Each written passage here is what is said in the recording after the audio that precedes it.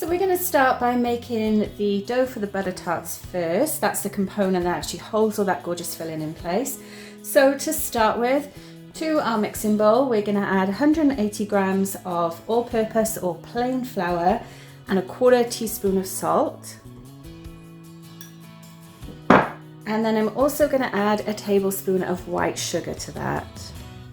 I'm going to give them a quick mix just to combine everything.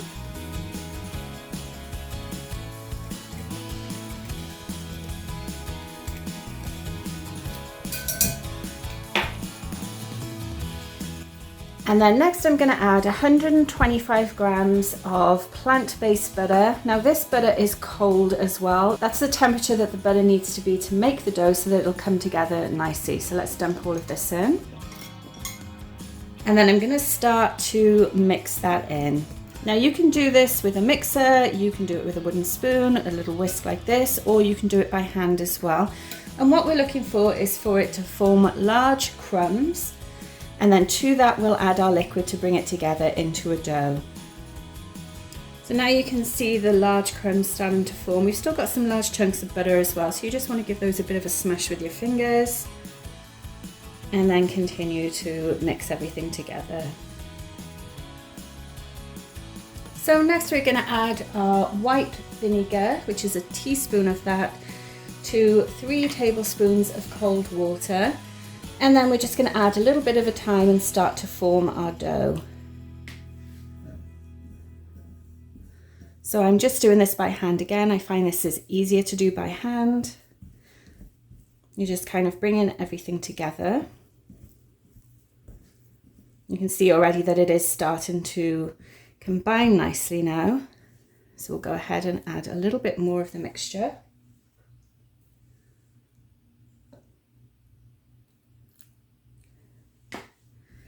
Now it is quite humid here today, so I do anticipate that I probably won't need the full amount of liquid. If it's particularly dry where you are, you may need a little bit more, but just play it by ear. As I would recommend, just don't actually dump all of that liquid in it at once because you may not need it all. So you can see this is coming together now into a nice ball. We can actually form a shape with it. So that's perfect. We're now going to pop it onto a floured surface, give it a quick knead, and then move on to the next stage. So just a little bit of flour on my surface.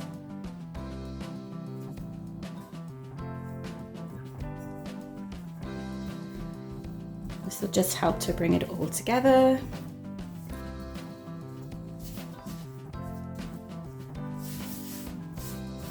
So the flour helps to take that stickiness away. Makes it a little bit smoother to the touch as well. And there we go, that's perfect. So now what we're going to do is wrap it in plastic wrap or cling film, pop it in the fridge for 30 minutes, and then we will come back and go on to the next stage.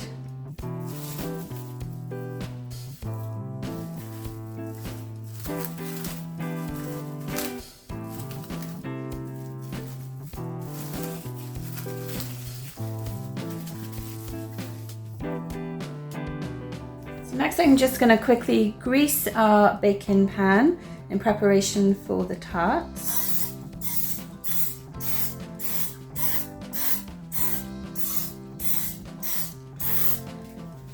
And I'm just going to wipe this around in each of the cavities to make sure everywhere is coated.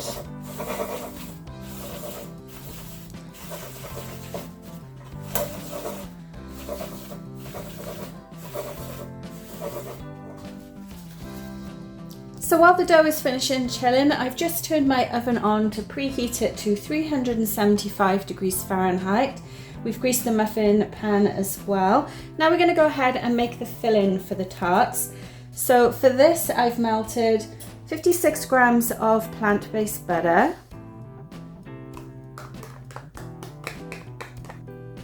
1 teaspoon of vanilla, 2 tablespoons of maple syrup, 1 teaspoon of white vinegar, 60 ml of corn syrup, a tablespoon of cornstarch,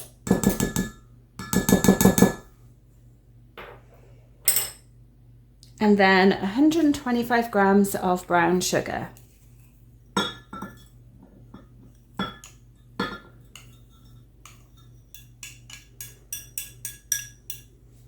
And we're going to give that a quick whisk together.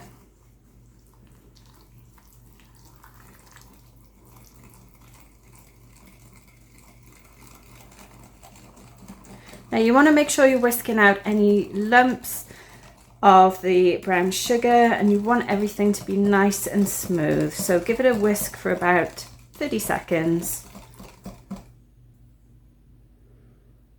There we go, our filling is ready.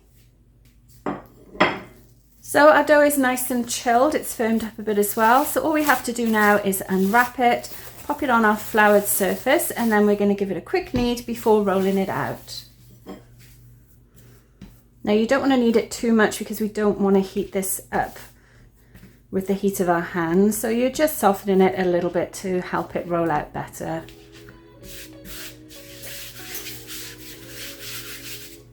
Okay, let's go ahead and roll.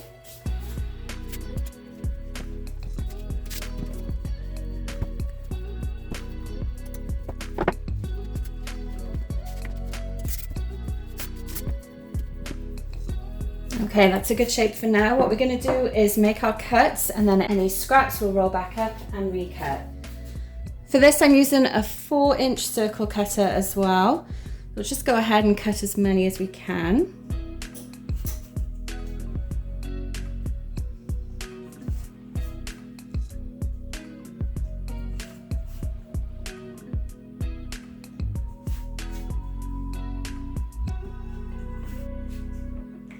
Okay, so let's take our first one, and then I'm going to move this over, pop it in the first cavity here. You'll just want to press it down, and then carefully use your fingertips to just push it into place. A little bit of flour on your fingers as well if it's sticky. It's quite humid here today, so it is a little bit sticky when I'm doing this. And then just keep going until you've used up all the dough. And as I say, we will be re-rolling this just to make the other 6 tart cases. And then finally, we're just gonna fill the cup. So I'm gonna start off with adding a teaspoon.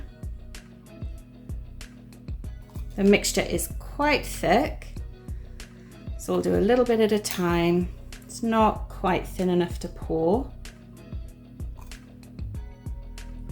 And then we're going to go back and add the rest of the filling. Now, if you wanted flavor variations for this, you could put some chocolate chips in the bottom. A lot of people like to put raisins in them as well, or pecans. Even something like dried cranberries or fresh raspberries would be really nice too, but we're just sticking traditional for this one. So this was about 2 generous teaspoons in each of the tarts. I'm going to have a little bit left, so I'll just go back and fill in some that look like they can take a bit more filling. Now the filling does puff up a bit while it bakes as well, so you really don't want to overfill them. And of course, when you are putting the dough in the pan, you want to make sure you're not accidentally adding any holes to it, so otherwise the filling will come out while they bake.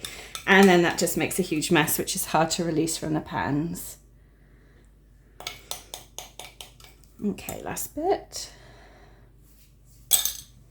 And just quickly clean up the spillage that I made there. So they're ready to go in the oven. It's been preheated to 375 degrees Fahrenheit, and I'm going to pop them in for around 20 minutes. So the butter tarts have just finished baking. Let's take a quick look at them. Obviously the pan is very hot at the moment. You can see that that filling is still bubbling up a little bit as well. So what I'm going to do is leave these cool for about 10 minutes in the pan.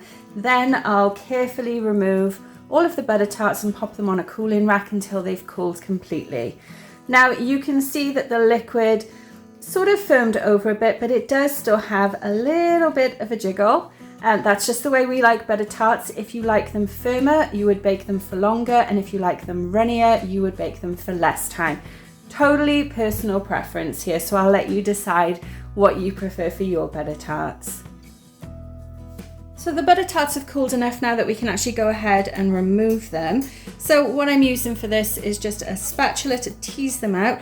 Remember, we did grease it, so they are going to pop out pretty easily.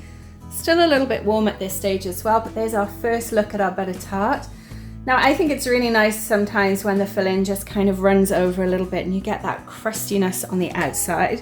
So I'm going to go ahead, remove all of these, and then we will come back and do a taste test afterwards.